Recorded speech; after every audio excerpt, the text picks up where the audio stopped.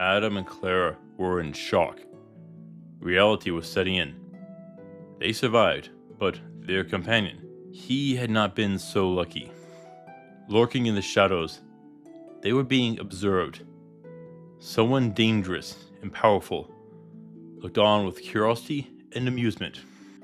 Welcome to Mythical Phylogeny Adventures. I'm your guide, Jason. Today, we'll look at a rather unique deity, the Demiurge.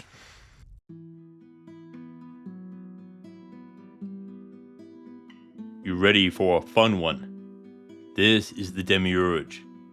It is derived from the Latin word demiurgus, for craftsman and artisan.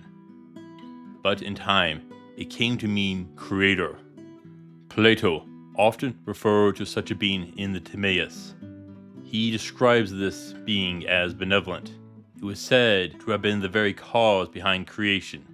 It is he who created the lesser gods, the first deities, the sun, moon, and foundations of reality.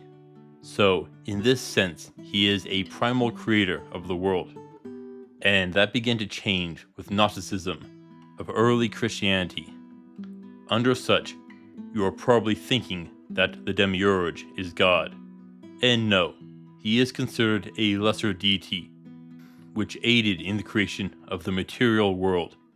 The exact nature varied on different sects. There are two major ones. The first, Valentian Gnosticism, is where he is an incompetent being who aided God in creation of the world, but required extensive guidance. Overall, he is mostly benevolent, but in another variant, he is malicious and cruel. It is his goal to bind aspects of divinity within the material world. This variant is called Sethian Gnosticism. Now, this particular variation aided in the formation of the Cathars, or Albigensians, religious movement of southern France, which culminated in the Albigensian Crusade and the medieval Inquisition, which led to their total destruction in 1350. Under the Cathars' beliefs, there were two gods, the good God and the evil God. The good God was the God found in the New Testament, while the evil God was the one found in the Old Testament. There aren't any massive disasters or examples of wrath of God in the New Testament, with the exception of the rapture at the end of days. Yet the Old Testament is filled with them. They also believed that humans were angels and beings which had been bound in mortal form by the evil God, and their divine soul was endlessly reincarnated with hopes of salvation through consolamentum, which occurs near the time of death. These were considered heretical beliefs by the rest of Christianity at the time, though you can surely see how the Demiurge does tie in. They will say that he was the evil God who lacks the true vision of God, though this version is a bit different. In Psalms 82, the angels are said to be involved in the creation of mortals in the Sethian, Ophite, and Akhenatic sects. Generally say that there were 7 chief angels or archons. Amongst them is Yabaloth, a common name for the Demiurge, though he has 2 more names, Saklas, or Fool, and Samuel, Blind God. Not visually blind, but in foresight, ignorant. They say he was the one to create humans, but upon completion, a light entered the frame and bestowed a soul.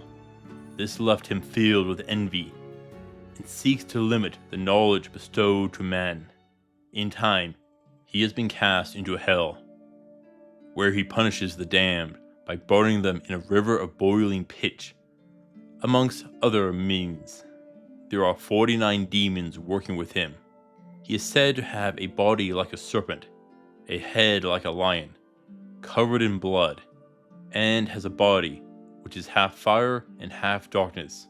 If that sounds familiar, it could be part of the inspiration for Tolkien's Balrog, but there are several other sources of inspiration tied in. Now, you are probably wondering if the Demiurge is the devil, and it is complicated to say, but no. Generally, early Gnostic beliefs divided the world into three sections: spiritual, material, and animal, which is actually psychikoi, which means as having breath. Demiurge is of the material, while the devil is tied to the spiritual. Yes, there are technically three categories of fallen angels and demons, though a few do claim that the devil and the Demiurge are tied together. In most writings, Demiurge views himself as perfect, and his work shows that.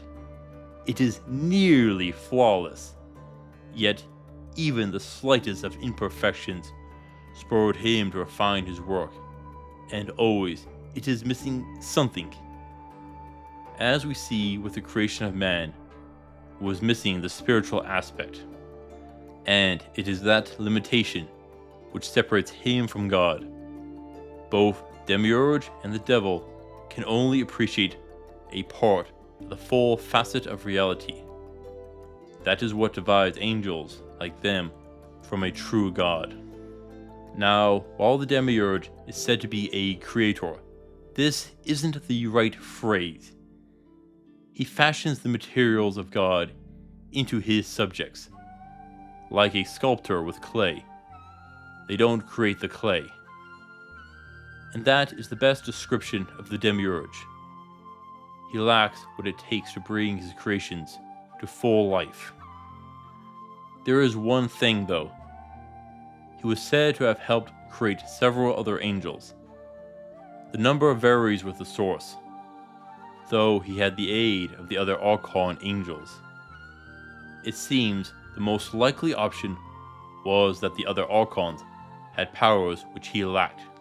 They were rooted in the spiritual aspect and breath, though it does disagree with the more malicious depictions, the one used by the Cathars, where he sought to seal aspects of the divine within a mortal. This version seems to be more capable and cruel. There is a good reason why he is attempting this. Remember that God created man.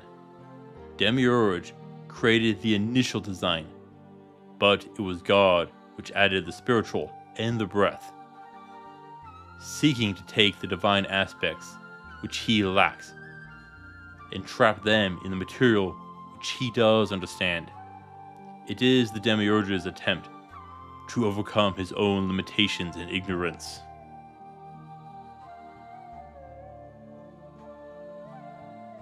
And this brings up a struggle between Demiurge and God. Fights between gods is a dime a dozen in mythology. Higher gods fight lesser gods, overthrowing their very hierarchy. It is the very foundation of Greek mythology. Zeus overthrowing his father Cronus, who had overthrown his own father, Uranus. So Demiurge attempting the same sounds pretty standard.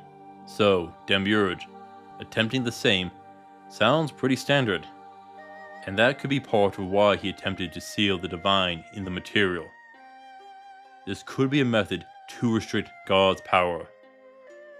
Slowly remove and disable his angels. Now, this sounds like a solid strategy, but remember, all the sources say that he required guidance and was lacking in certain aspects. And it seems to be a factor in his plan. Just binding angels as humans wouldn't be enough. That removes his forces. But wouldn't God just be able to create more of them? Nor would it do anything to overcome the rest of God's powers.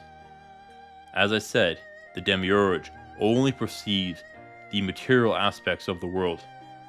Additionally, he might have sought to win over support.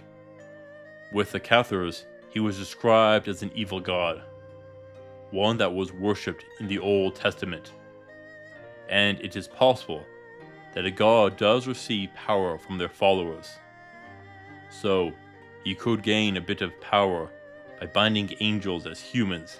If they were angels once, they could still hold the spark of divinity, and he could draw power from them, the powers which he lacks. Now, the Old Testament was filled with plenty of natural disasters, so he definitely has a fair bit of powers, yet we can pinpoint a few of them by looking at the plagues which befell Egypt in the story of Moses. Frogs, multiple insects, rivers of blood, loss of livestock. Those ones sound pretty simple and definitely tie back to the material aspect. But there are two potential ones which don't immediately land there. Darkness and death of the firstborn.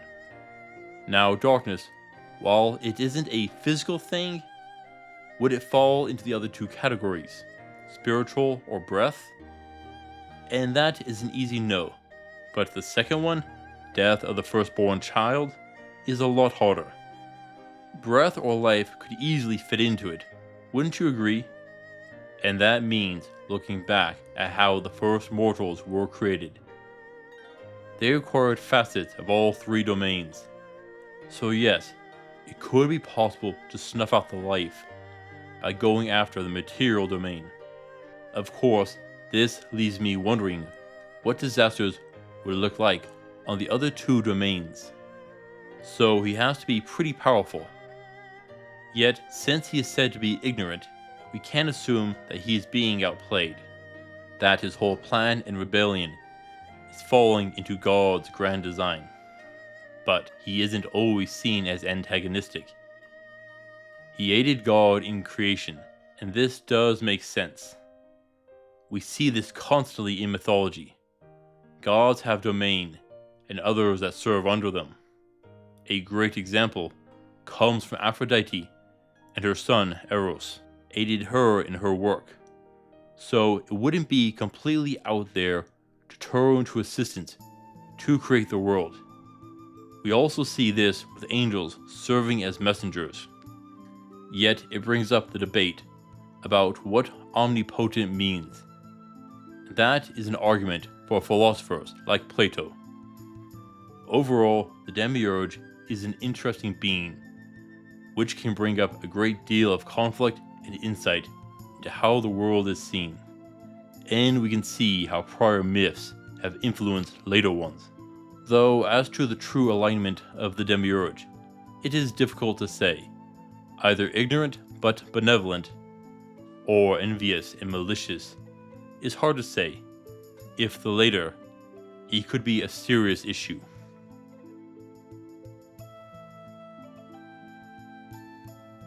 The Demiurge thought, as the two adventurers left with the remains of their comrade. He thought of what to do. Yes, that would work. It would take a fair bit of work, but it could. Yes. Smiling, he sought to put his plan into motion. Oh, it would take some time, but it would come to pass. Alone, he thought about what it would take to bring about his desired outcome. The Demiurge is an oddity of mythology, and has had much influence on history to be sure. Thank you for watching, adventurers. Please return next time for The Yeti. Until then, I'll see you on the roads.